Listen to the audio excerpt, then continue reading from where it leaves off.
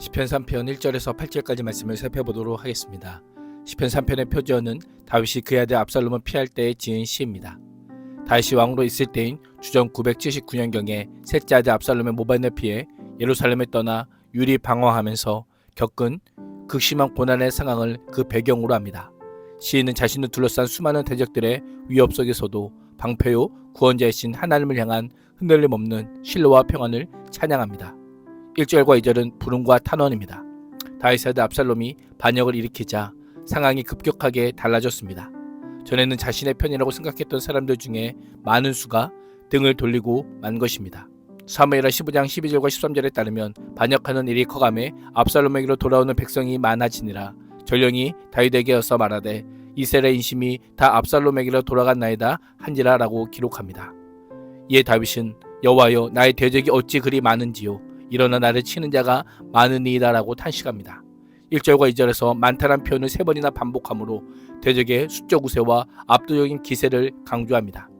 사무엘하 16장 15절은 압살롬과 모든 이스라엘 백성들이 예루살렘에 이르고 아이도벨도 그와 함께 이른지라 라고 하며 모든 이스라엘 백성들이 압살롬의 편에 섰을 뿐 아니라 다윗의 신하 아이도벨도 그와 함께 있음을 알려주고 있습니다.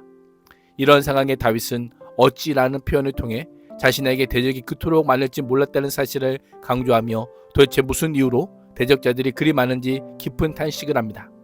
시인은 아무나 현실에 대한 자신의 참담한 심정을 토로하며 대적들은 수 없는 데 반해 자신을 도울 자는 소수에 불과함을 고백합니다.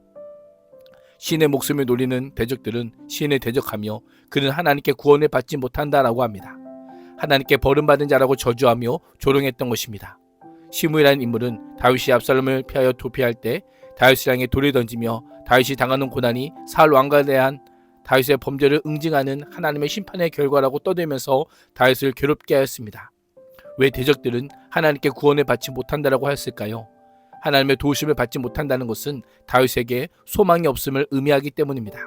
하나님의 도우심을 받기만 한다면 아무리 심각한 위기 상황에서도 다시 일어날 수 있기에 철저하게 하나님이 돕지 않을 것이라고 조롱했던 것입니다.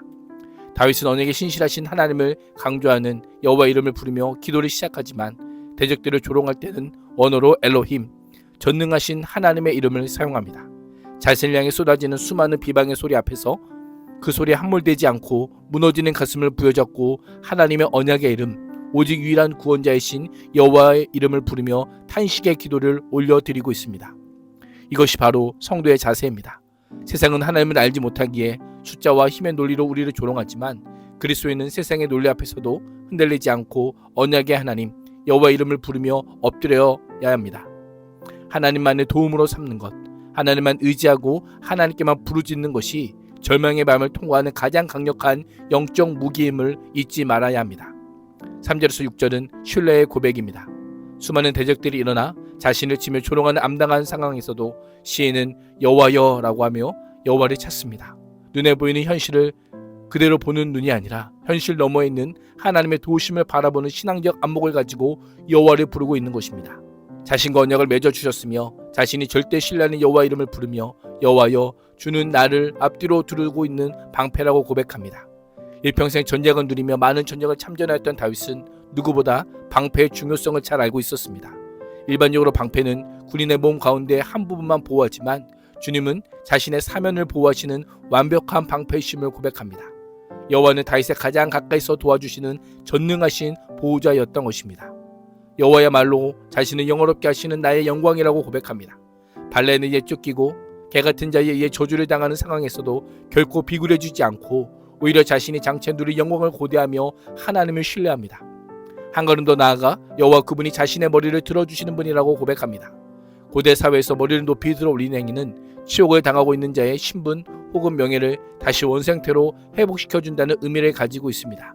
시인은 공적으로 억울함을 풀고 절망을 희망으로 회복시키실 여호와를 굳게 붙들고 있습니다.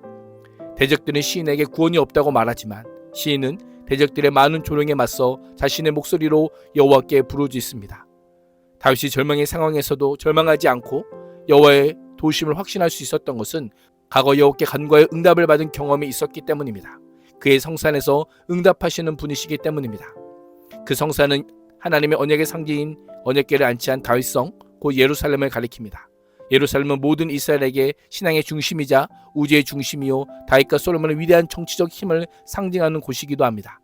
하나님은 공간과 시간을 초월하여 역사하시는 분으로 다윗은 자신이 하나님을 향하여 어디서 기도하더라도 외면하지 않고 구원의 손길을 뻗으시는 하나님이심을 확신하고 있습니다. 여호와 하나님께서 자신을 보호하실 것이라는 확신은 시인에게 놀라운 평안을 가져다 줍니다. 일촉즉발의 위기에서도 내가 누워 자고 깨었으니 라고 고백합니다.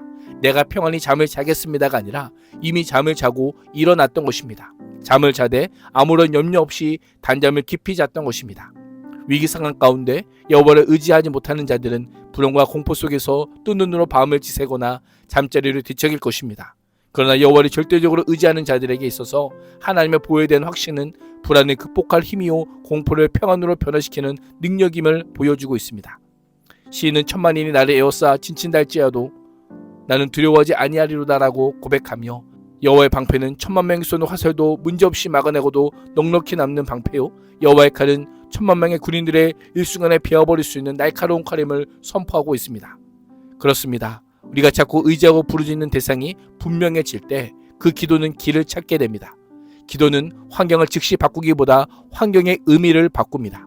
숨막히던 밤이 하나님의 생생한 보호와 돌봄을 경험하는 시간이 됩니다. 기도하는 자에게 숨막히는 밤이 아니라 하나님의 따뜻한 날개 아래 거하는 밤이 되는 것입니다.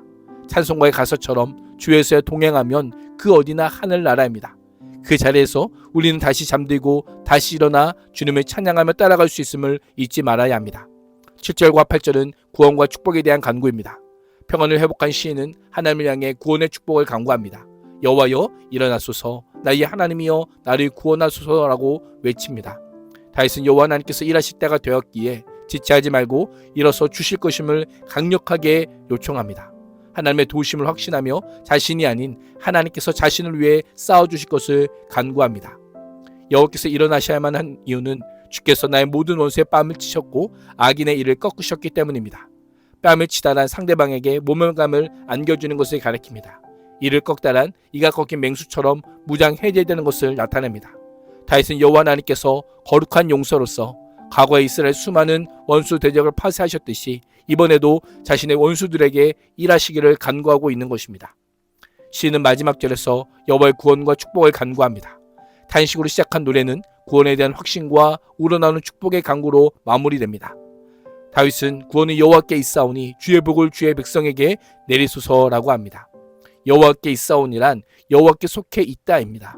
다윗은 구원은 사람에게 속한 것이 아니라 오직 여호와께 속한 것임을 입으로 시인하며 원수에게서 승리하기를 바라는 것에 그치지 않고 여호와 하나님께서 자신의 백성에게 복을 주시기를 간구합니다.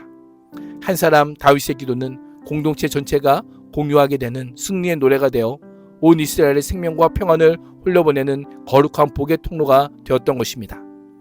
참된 기도는 그 끝이 결코 나에게서 멈추지 않습니다.